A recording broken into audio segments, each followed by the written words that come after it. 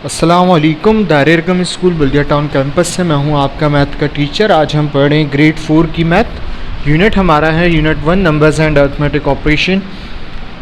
आज का जो हमारा काम है वो है कॉन्सेप्ट ऑफ एडिशन। एडिशन हम कैसे करते हैं नंबर्स एंड अरिथमेटिक ऑपरेशंस में, यानी हमारे पास अगर लार्ज नंबर्स की एडिशन हो तो वो कैसे की जाती है और उसमें किन किन चीज़ों का ख्याल रखा जाता है, कौन कौन सी चीज़ें उसमें होती है जो आपको देख के परख के करनी होती है।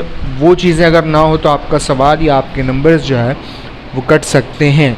ठीक है, सबसे पहले जो हमारे पास आप देख लें कि पेज नंबर 8 अगर कर सकते हैं, ओपन कर लें। पेज नंबर 8 पे आपके पास एडिशन का जो ऊपर का कॉलम है उसमें एडिशन है।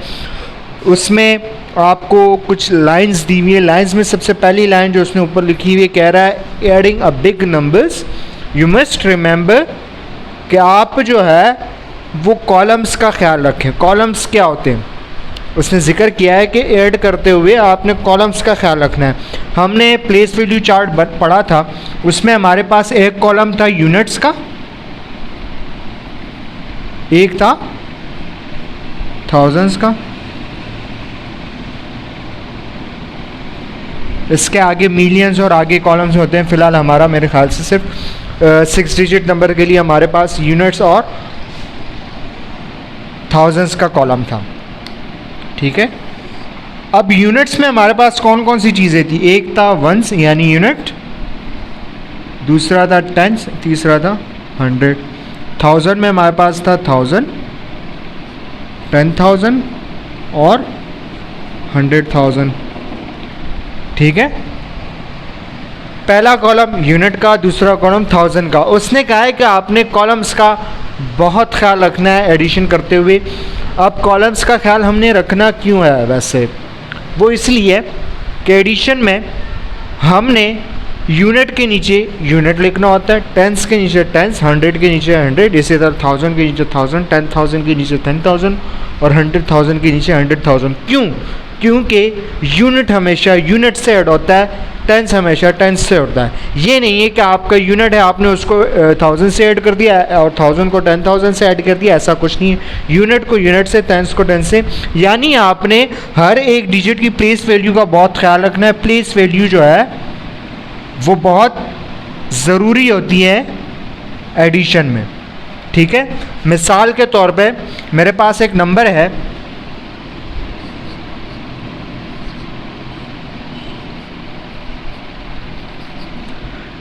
56.223। ठीक है, अब इसमें हर एक डिजिट की अपनी प्लेस वैल्यू होगी। बिल्कुल हमें पता है कि हर एक डिजिट की अपनी प्लेस वैल्यू होती है। वो प्लेस वैल्यू क्या होगी? हम स्टार्ट लेते हैं यूनिट से,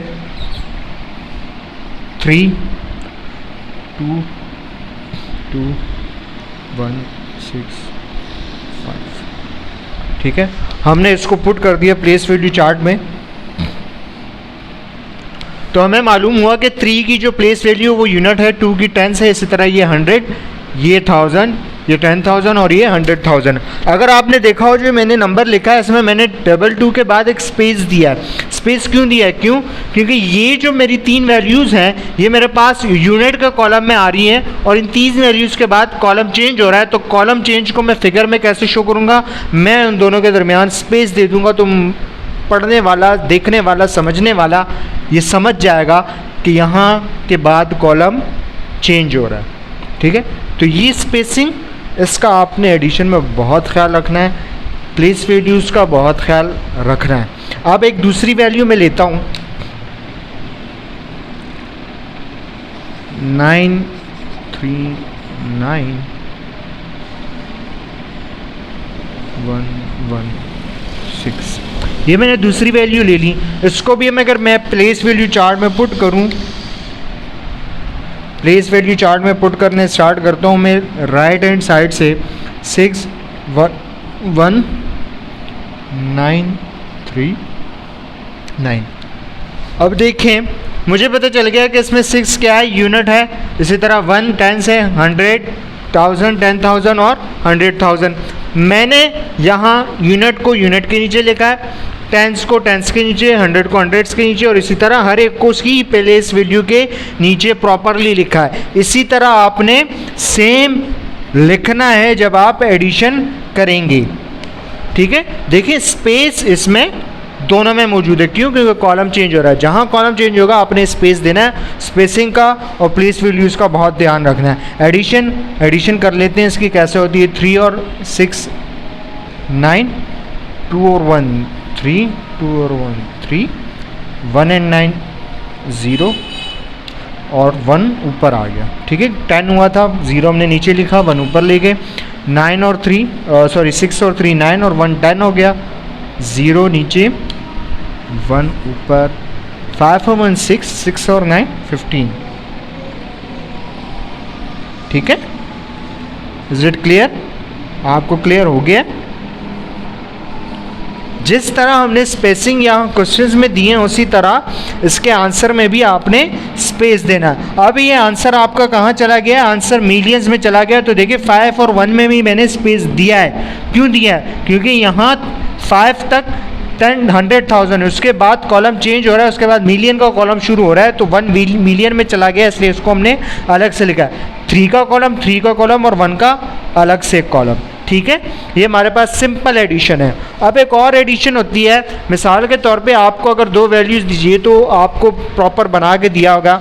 मिसाल के तौर पे आपको वैल्यू दी जाए कि 2 6 1 3 3 2 प्लस 1 1 3 1 1 4, ये 2 वैल्यू मिसाल के तौर पर आपको दी हुई, कहा इसको ऐड करो, आपको इस तरह से दिया हुआ है। ये हॉरिजॉन्टल फॉर्म है एडिशन की। आपको कहा जाए कि राइट इट इन वर्टिकल या arrange in vertical and then solve, तो आपने इसको वर्टिकल में अरेंज करना है, यानी ऐसा लिख दिया है। अरेंज कैसे होगा मैंने आपको बता दिया, इसको प्रॉपर स्पेसिंग के साथ और प्रॉपर जैसी इसकी प्लेस वैल्यू है वैसे आपने लिखना है। अब देखें ये मैंने पहला लिख दिया, सेकंड के लिए आपने क्या करना है?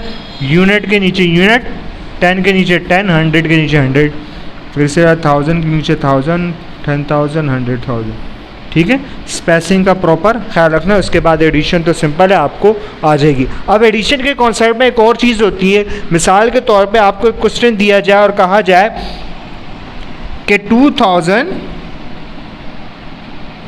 मोर देन, ये हो सकता है आपको क्वेश्चंस में आगे दे दिया जाए, ठीक है, या हो सकता है एग्जाम में आपके आ जाए कि 2000 मोर देन कोई भी डिजिट दे दे, 223 332 441, ये आपको एक डिजिट दे दिया, कहा 2000 मोर देन दिस, यानी इससे 2000 ज़्यादा कितने होंगे, तो हम क्या करेंगे उसमें 2000 ऐड कर देंगे। अब वो जो वैल्यू है वो तो एज इट इज़ आ गई, 441।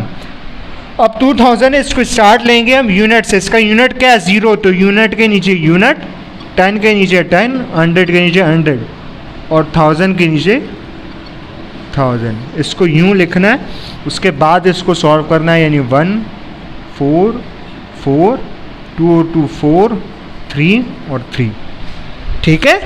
ये आपका एडिशन का कॉन्सेप्ट था। इसमें कैसे, एक तो सिंपल एडिशन जो ये थी, सेकंड आपको अगर इस तरह सवाल दिया जाए हॉरिजॉन्टल में, आपको कहा जाए कि वर्टिकल में लिखो, तो आपने वर्टिकल में लिख के सॉल्व कर। थर्ड आपका ये है कि आपको कोई वैल्यू दी जाए, कहा जाए कि मोर देन इतना, तो ये कितना होगा, तो आपने ऐड करना है।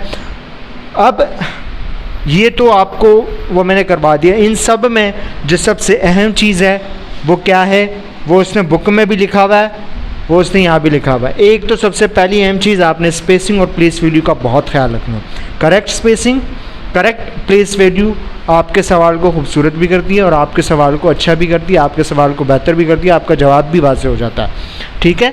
सेकंड जो आपने ख्याल रखना है वो ये रखना है कि यूनिट के नीचे यूनिट, 10 के नीचे 10, यानी यूनिट से होगा, 10 से सॉल्व होगा, 100 से, इसी तरह हर एक प्लेस वैल्यू उसी की प्लेस वैल्यू से सॉल्व होगी, कोई दूसरा प्लेस वैल्यू दूसरे प्लेस वैल्यू से नहीं होगी, ठीक है। इस चीज़ का आपने बहुत बहुत बहुत बहुत बहुत ज़्यादा ध्यान रखना है, ठीक है। ये हमारा एडिशन का कॉन्सेप्ट था। इसके बाद आपके नेक्स्ट पेज पे जो है, मेरे ख्याल से पेज नंबर 9 और 10 पे आपके एडिशन के कुछ क्वेश्चंस हैं, वो नेक्स्ट डायरी यानी कल की जो आपकी डायरी है उसमें आपने करना है। यही वीडियो आप आज देख लें, आज इस कॉन्सेप्ट को समझ लें, कुछ एग्जाम्पल ख़ुद से बना के कर लें, फिर कल जो आपका काम होगा वो आपने यही वीडियो देखने के बाद ख़ुद करना है, ठीक है।